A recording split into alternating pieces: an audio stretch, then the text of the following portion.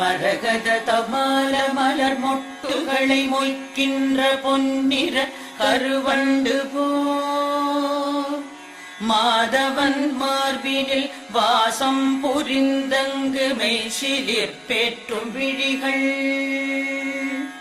மரகத தபால மலர் மொட்டுகளை மொய்க்கின்ற பொன்னிற கருவண்டு போல் மாதவன் மார்பினில் வாசம் புரிந்தங்கு மெய்சிலிற் பேற்றும் விழிகள் பரவும் பல்வடிவத்தின் செல்வ வளமாகிடும் திருமகளின் அழகு விழிகள்